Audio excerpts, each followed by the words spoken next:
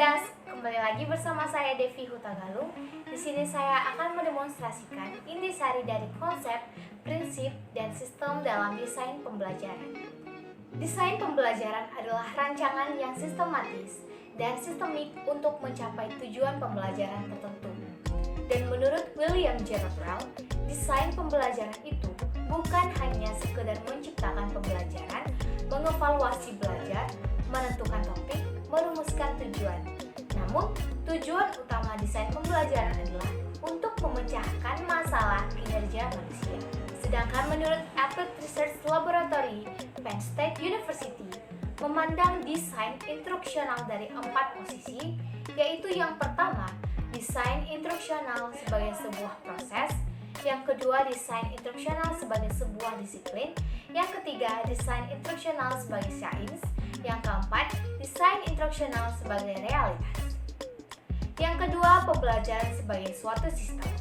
Sistem terdiri atas sejumlah komponen atau unsur yang saling berkaitan dan masing-masing memiliki fungsi untuk mencapai tujuan dari sistem tersebut.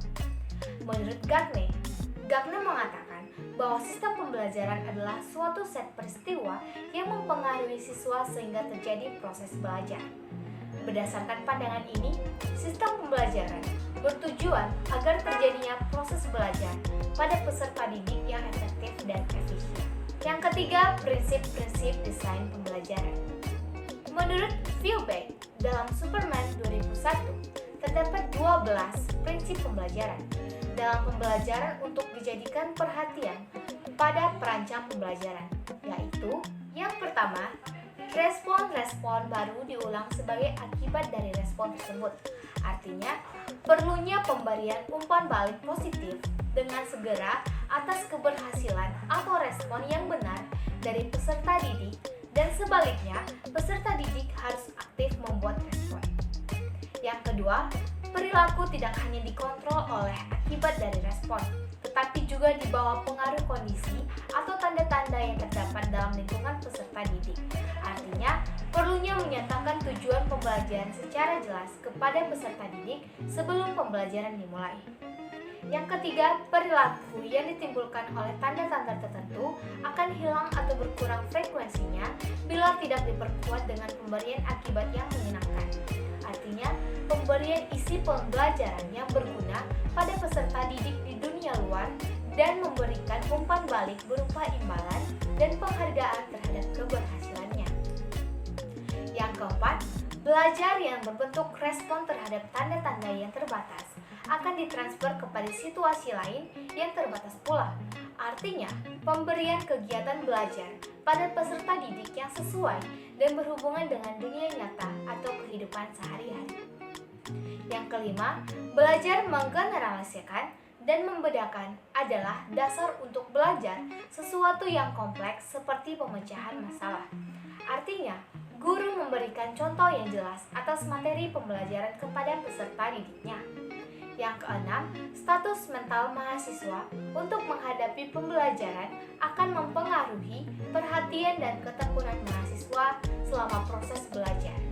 Maksudnya, pentingnya menarik perhatian peserta didik untuk mempelajari isi pembelajaran. Yang ketujuh, kegiatan belajar yang dibagi menjadi langkah-langkah kecil dan disertai umpan balik untuk penyelesaian setiap langkah akan membantu sebagian besar mahasiswa. Artinya, bahan belajar terprogram adalah analisis pengalaman belajar peserta didik menjadi kegiatan-kegiatan kecil disertai latihan dan pemberian umpan balik. Yang kedelapan, kebutuhan memecah materi belajar yang kompleks menjadi kegiatan-kegiatan kecil akan dapat dikurangi bila materi belajar yang kompleks dapat diwujudkan dalam satu model. Artinya, penggunaan media dan metode pembelajaran yang dapat menggambarkan materi yang kompleks. Yang kesembilan, keterampilan tingkat tinggi seperti keterampilan memecahkan masalah adalah perilaku kompleks yang terbentuk dari komposisi keterampilan dasar yang lebih sederhana. Artinya, perumusan tujuan umum pembelajaran dalam bentuk hasil belajar yang operasional agar dapat dianalisis menjadi tujuan yang lebih khusus. Yang ke-10, belajar cenderung menjadi cepat dan efisien serta menyenangkan bila mahasiswa diberi informasi bahwa ia menjadi lebih mampu dalam keterampilan memecahkan masalah. Artinya, pengurutan pelajaran harus dimulai dari yang sederhana secara bertahap menuju kepada yang lebih kompleks, dan kemajuan peserta didik dalam menyelesaikan pelajaran harus diinformasikan kepadanya agar keyakinan kepada kemampuan dirinya lebih besar. Yang ke-11, perkembangan dan kecepatan belajar mahasiswa bervariasi.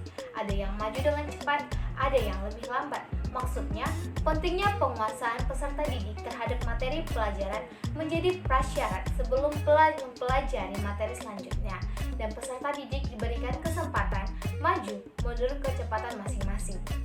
Dan yang ke-12 atau yang terakhir adalah dengan persiapan mahasiswa dapat mengembangkan kemampuan mengorganisasikan kegiatan belajarnya sendiri dan menimbulkan umpan balik bagi dirinya untuk membuat respon yang benar.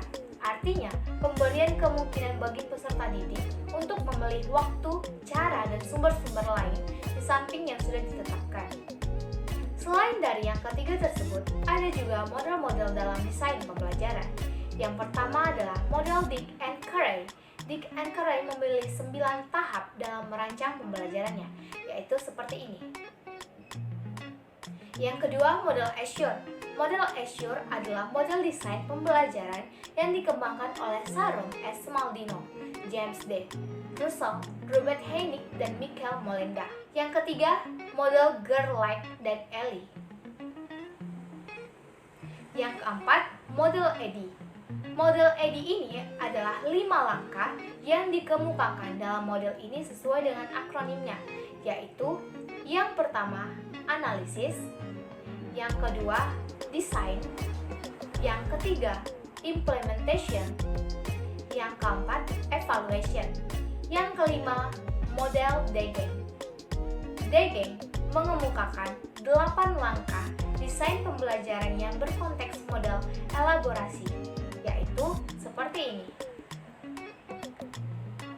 Adapun contoh konkret dan reliabelnya dalam desain pembelajaran, yaitu pada jurnal ilmiah pendidikan profesi guru yang berjudul Pengembangan Video Pembelajaran IPS bermuatan tes untuk siswa.